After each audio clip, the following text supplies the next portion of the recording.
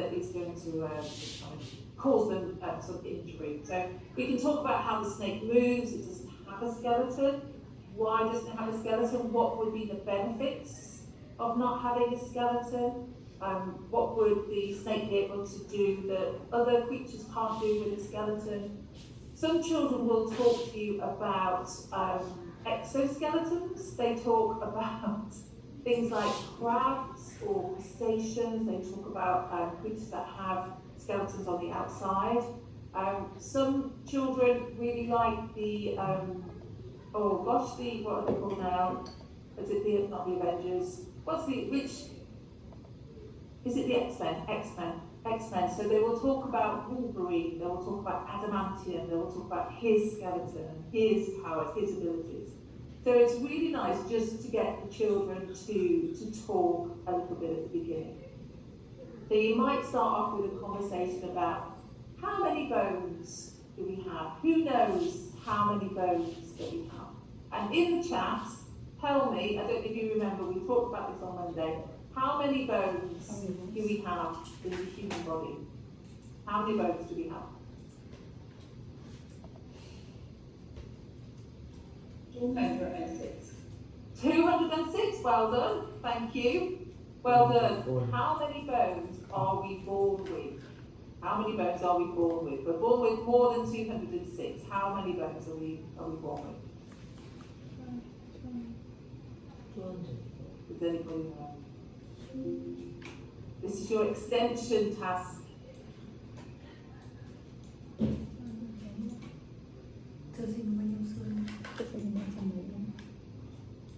Some children know this. This is really interesting actually, because 206, we've got 206, we have 206 as adults and children, essentially. But we are born with around about 300 bones. And it's because some bones fuse together after we've been born. So we're born with smaller bones that become one bone after we've been born. And it's just so that we can be born more comfortably. But some children know that, and they bring, again, we talked about this, domain knowledge. They bring domain knowledge, and domain knowledge might be because they have a new baby in the family, a younger brother, a younger sister, a cousin maybe. So they might bring domain knowledge about the bones that they are aware of. And when we talk to the children about the different bones they know, we talk about the fibula and the tibia that's on our lesson plan. Sometimes children will know the name of an unusual bone. They will know a different bone, an extra bone. The one that's really interesting, I find, is they know the name of the clavicle. So the clavicle is that bone in our shoulder or neck. That's the one they know. If they know any different bones, the clavicle seems to be the one that they know. And it seems to be because they know somebody who's broken their clavicle. They have had an accident, they've had a fall, and that's the bone they know. It's a really nice word to say. Clavicle is a really nice word to have and say and roll around in your mouth. So sometimes you might want to label some additional bones on your working wall that children know. So this is a really fun activity. I really enjoy teaching science. I'm not a science teacher, but because science is all about exploration, it's about learning, it's about discovery, I really enjoy that because I sometimes learn as much as the children do about certain elements of science that I've not taught before, or I can't remember from school myself. So this, just for you, if you are a secondary teacher, this is what the scheme of work, the lesson plan looks like in secondary. So this is a Year 7 lesson. So this is how it moves on to humans and animals, the musculoskeletal system. We're using more complex language, we're using more advanced terminology and vocabulary, and we're talking about things here. It says, understand the term joints, observe the location, range of movement of a variety of joints, parts of joints. So we're going into more detail and more, using more technical language and vocabulary. But you can see how the primary scheme of work leads into the secondary. These are your lesson plans for secondary. So if you are a secondary teacher, this is what your lesson plans look like in Year 7. Now these lesson plans relate to a resource called Exploring Science. Some schools choose to develop their own lesson plans. They don't want to use the Exploring Science resource, and that's absolutely fine, don't have to at all. But if you do, these are the lesson plans for you. So they're all laid out. They give you some ideas for experiments and practical activities, and they are used with the Exploring Science resource. So my lesson 4 is to create a song. So it's to create a song using either heads, shoulders, knees and toes, or I'm going to allow my children to use a different song that they prefer. But because maybe I want to think about incorporating science into other lessons, so when I'm teaching English, what could we do in English that might help the children to understand their science lesson? So we call this a cross-curricular kind of focus. So I'm going to just write that in the chat for you. So you might do something like this. You might, I've just got it wrong, I'll put two O's instead of two S's. Cross-curricular approach. So the cross-curricular approach, if particularly in science you have a week of science or a whole day of science where everything is focused on the human skeleton, you could bring the human skeleton into all of the other lessons. So maybe maths, English, maybe some popping, maybe some history, maybe some geography. But it's a really fun way of, depending on how you deliver science, to bring it into all of the other subjects. So this is a poem. It's a poem by someone called Wes McGee. He writes a lot of poetry for children. And the poem is called The Boneyard Rat. So it's taken from a book of his poems, a collection of his poems. And this is the Boneyard Rat, or part of the Boneyard Rat you can see on the screen here. I looked on the internet and I found a school, a primary school in England, who had taken this poem, really clever, really must have taken a lot of work and effort. But they took this poem and they got each of the classes in each of the year groups across the school to present the poem, and then they filmed it, they recorded it, and they showed it to the parents. So I found this, I did find it on YouTube. I thought I'd just I'd share it with you. It's quite a nice. Oh, bear with me. Let me just stop share, and I did set it up. We've just got a few adverts at the beginning, so it's a little bit annoying. But let me just set this up for you.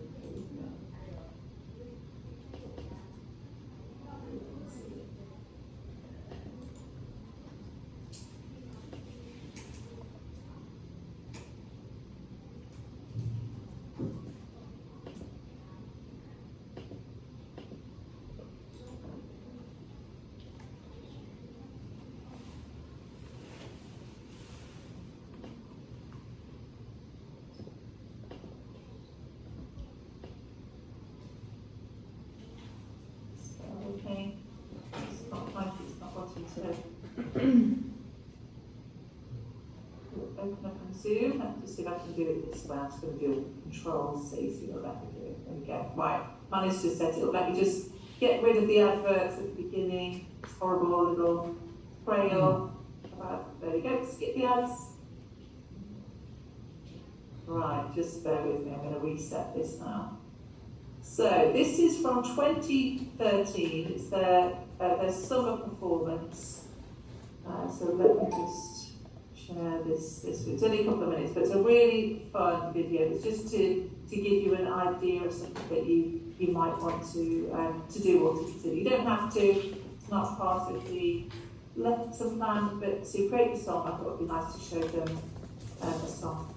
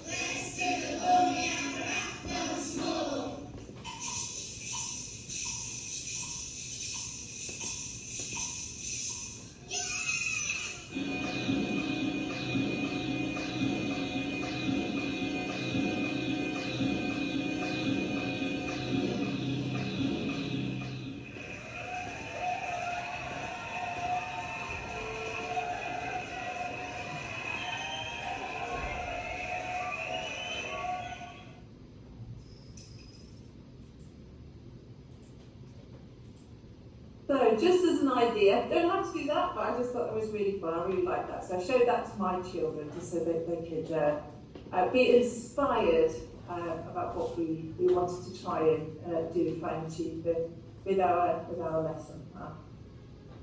So what else might I look for? What else might I find useful? So this is something that I found on Literacy Shed. So Literacy Shed is, I think I mentioned this to you in terms of English, but Literacy Shed is a free resource. There are certain elements which are paid for, but if you were focusing on a cross-curricular approach, so you wanted to do something maybe with geography, this was a short film. It won an award in Cannes, I think it won an award at Cannes Festival, but a really beautiful short clip about the Mexican holiday, the Mexican festival called Day of the Dead. So very child friendly, and this is the QR code that you can access that, you can use that, pick that up from the screen, but it's on Literacy Shed. So I might show the children this, I might do something a little bit of a focus on geography and think about Mexico, where is Mexico, what kind of holidays do they have, what's different about the culture, just to do just something that we can bring in to tie in with that cross-curricular focus. I'm also wanting to think about my working wall. So again, I use Pinterest. So I went on to Pinterest to have a look at some ideas for my working wall. And Pinterest has some great ideas for practical activities, for things that you can use for art or craft. So these are just some of the things that I picked out that I quite liked.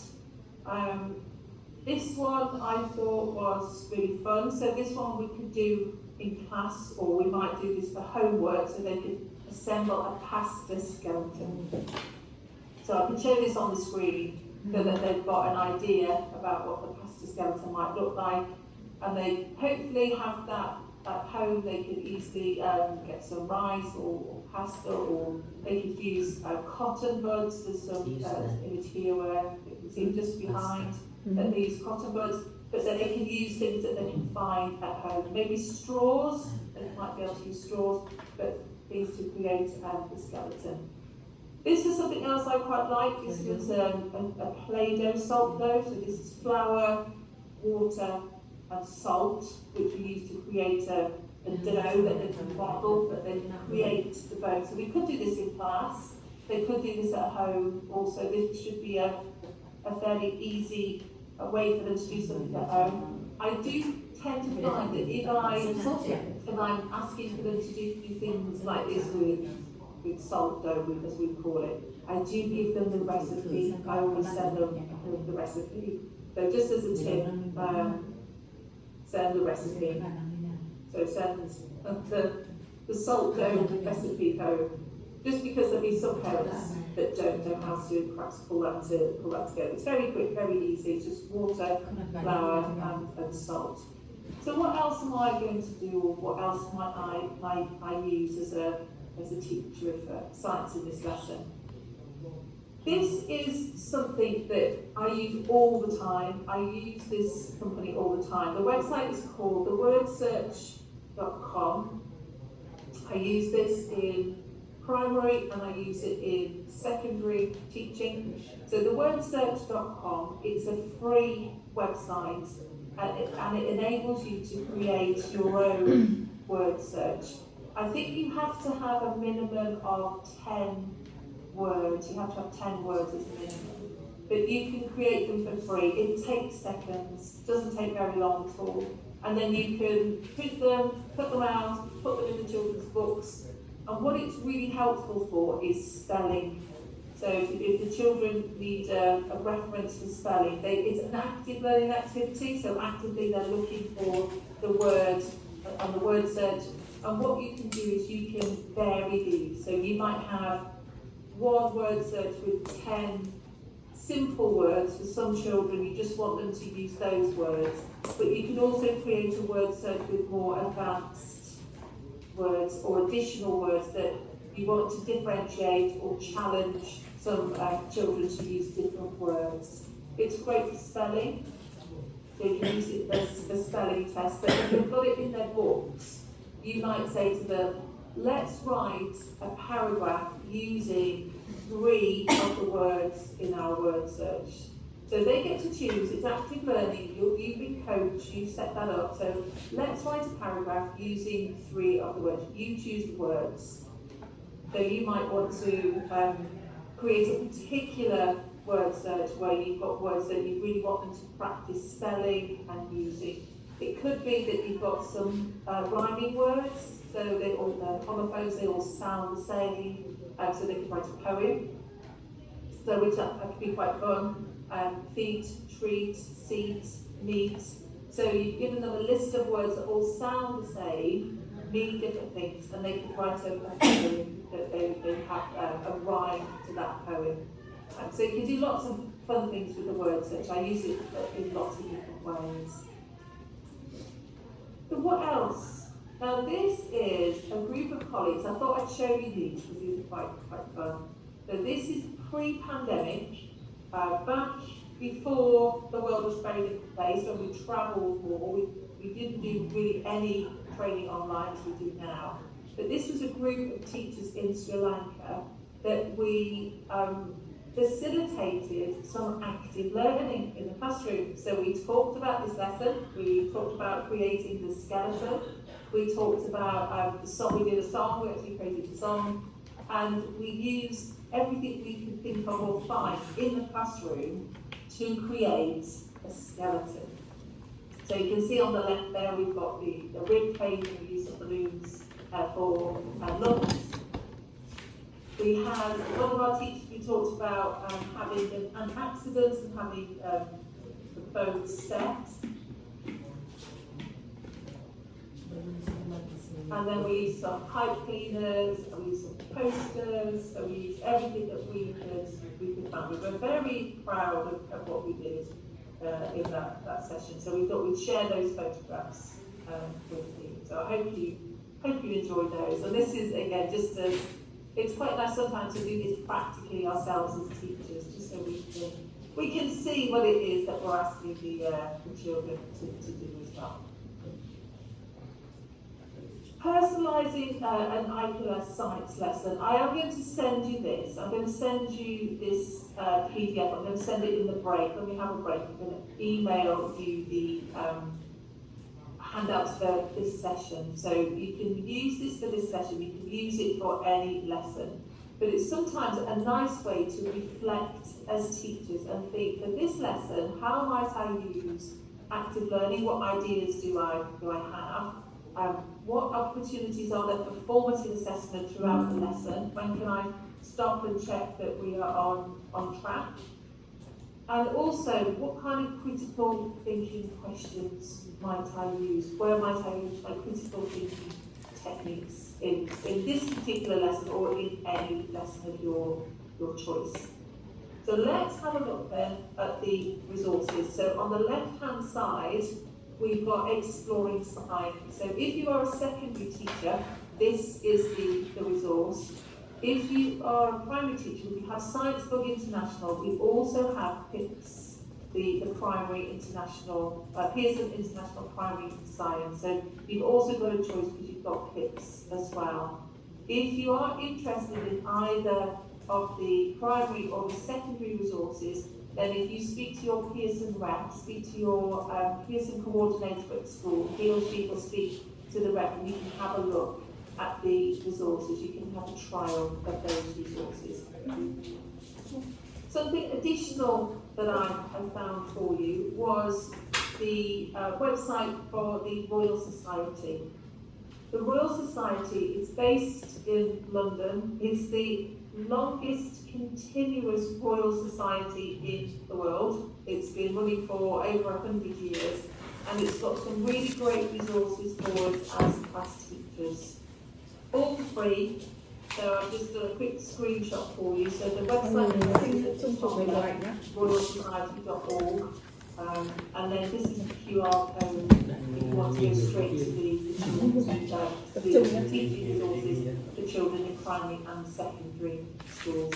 That's a really nice website, and they're always adding to it. They're always adding chuyển additional sang cái màn ideas, màn của cô như đang nói resources, đi. additional experiments, additional presentations that you can watch and you can use. So I thought I Bỏ cái would caption đi share lên. that with you as well, because I use that quite a lot. So let's then just recap. So what we've done is we've looked at a typical IPLS lesson. It's the way I might do it. It's not to say that I mentioned before, might not be the way you would do it. It might not be the best way, the only way.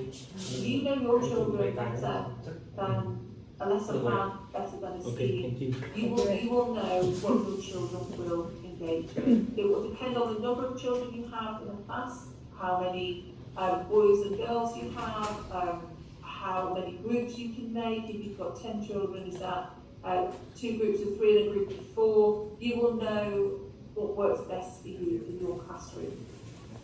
So let's then just take a moment. Has anybody got any questions? Any questions?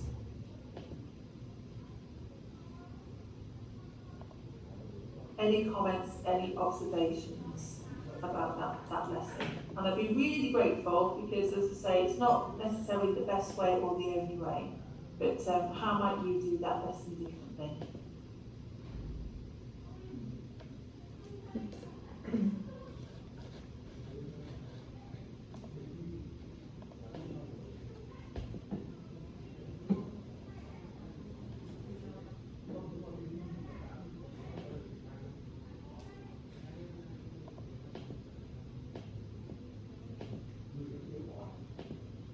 If you do have any lessons, any questions, I think now what would be helpful is let's have a break. Let's have a break now. We'll have that short break. I will, in the break, send everybody the handouts. So you've got all of the handouts for the science lesson. I'll also send anybody in the chat that's given me their email address, I'll send you the additional handouts for sessions 1, 2, and today. I think Joe sent everybody the handouts for yesterday and the day before. So it is 1:15 now. It's 1/4 the hour. Let's have a break until 1/2. Take a break until 1/2. And then in the meantime, I will send you your handouts. So we'll just do a quick coffee break.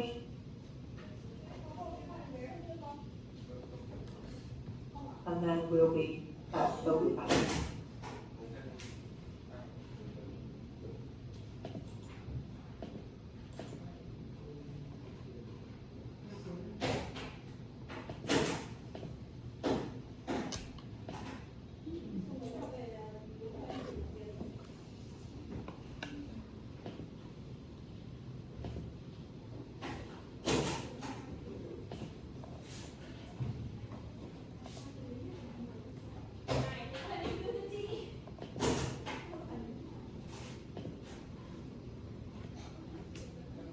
Yeah.